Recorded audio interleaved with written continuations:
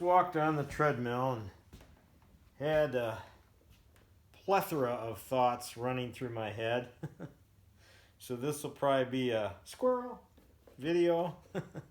Most likely all of mine are, I guess, but I just thought I'd share a few thoughts. A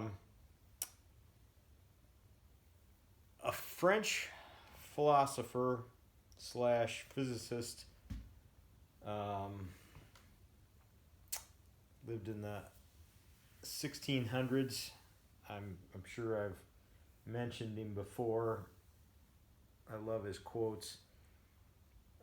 He's known for Blaise Pascal. He's known for Pascal's wager, Pascal's law, the Pascaline, or whatever they called it. He was very brilliant mind, mathematician and philosopher.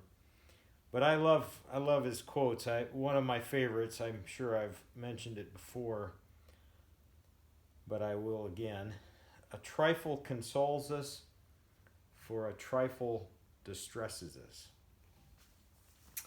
And you can I was pondering that on the treadmill here, and how we live in a it seems that the physical and the material world, there's been songs written about living in a material world, and it seems the metaphysical, the spiritual, is held captive so often when we wrap ourselves in and live only in that material world. And often we're shaken back into reality, often very violently. We're reminded, like I saw the pictures of that recent, I think it was Canada Air crash in LaGuardia, hit the fire truck. And you had two young pilots, and I don't know, what their lives were like at all. But I mean, they were successful pilots. I'm sure they had probably had I know they had families. Probably, I don't know if they're married and had children or anything, but they were young, young men. And in an instant, some of the pictures were pretty graphic. I mean, it was, pieces and smashed red stuff. It was pretty graphic, and a very violent reminder that material world is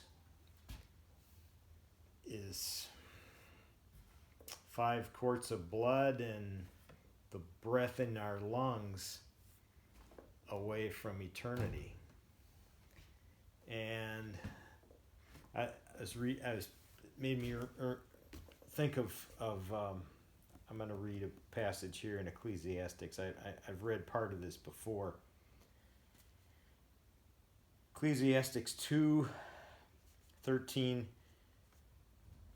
through 17. Then I saw there is more gain in wisdom than in folly, and there is more gain in light than in darkness. The wise has his eyes in his head, but the fool walks in darkness. And yet I perceived that the same event happens to all of them. Then I said in my heart, what happens to the fool will happen to me also. Why then have I been so very wise? And I said in my heart that this also is vanity. For the wise as the fool, there is no enduring remembrance, seeing that in the days to come all will have been long forgotten. How the wise dies just like the fool, so I hated life, because what is done under the sun was grievous to me, for all is vanity and a striving after the wind. And if you think of that, that was King Solomon writing before the new covenant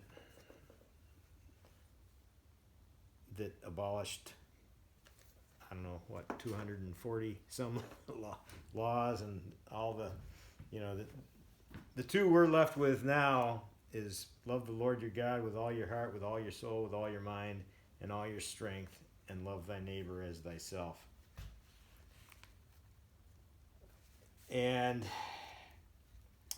But we still struggle with, as here, King Solomon, he was pretty down and out. He was, if you could put a blues song to this, you could definitely do that.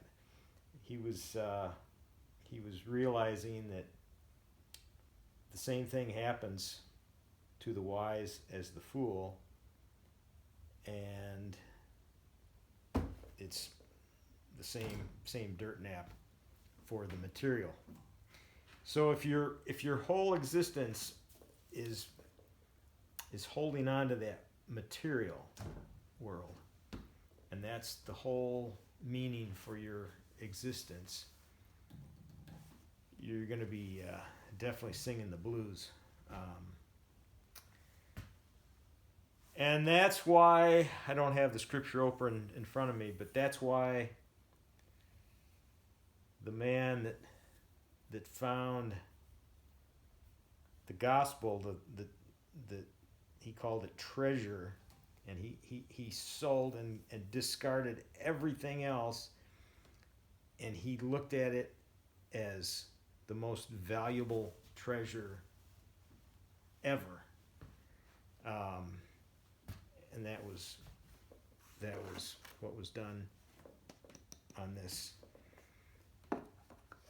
Actually, they estimate around 2033. That'll be 2,000 years ago, because Christ started his ministry and died at 33. So 3.5 years. So 2033 will be exactly pretty close to 2,000 years ago. So, as a carpenter, I always said that a good building is what is under the foundation. Well, I've seen good foundations in a floodplain get swept away in the torrent. And so anything material, I don't care what it is. It may look like right now, the one that keeps me awake at night is what the bubble that's about to pop in the private credit markets. I mean, you get all these institutions that want you to think they're solid foundations. You got BlackRock, Blackstone, down the line. You could just, they all like those firm foundation names, but they're toast. I mean, it's all based on debt and derivatives of debt, on top of debt, on top of debt, on top of derivatives of debt. And what is coming in that whole sector is nuclear.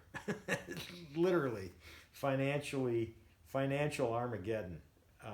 I don't know when it's going to happen, but mathematically it's got to happen.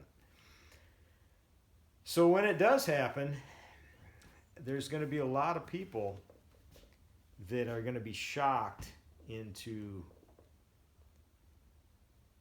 what they thought was firm foundation and what they held on to for their meaning and security in this life.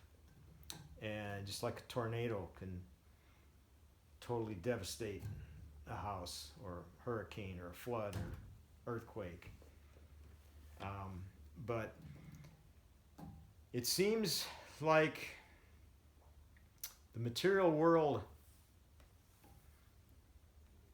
has the tactic of the evil one is to hypnotize us into thinking that that is what our firm foundation is, when it was actually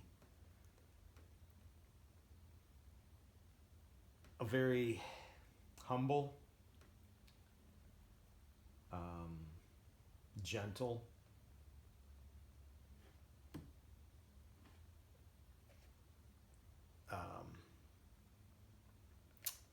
human that was God, that came in a manger, rode in on a colt, and hung on a cross. The only time I can think of him being hellfire and brimstone was how he was dealing with the shenanigans going on in the temple and the money changers. He got pretty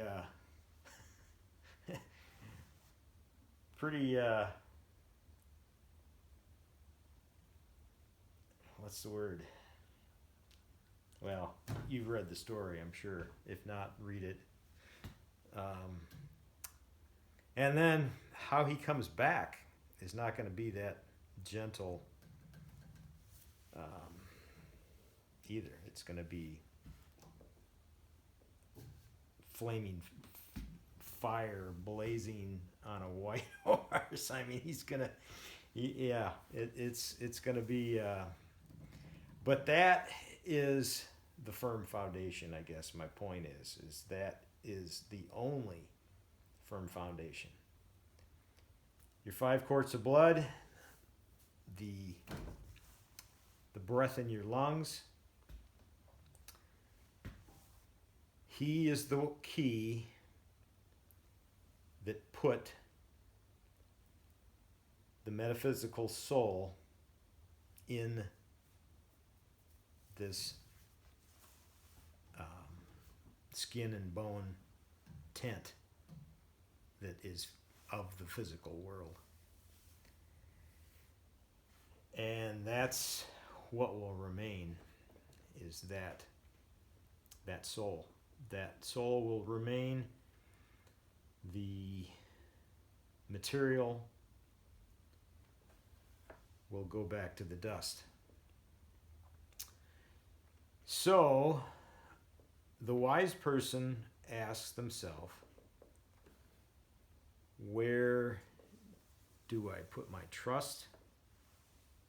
What is my firm foundation?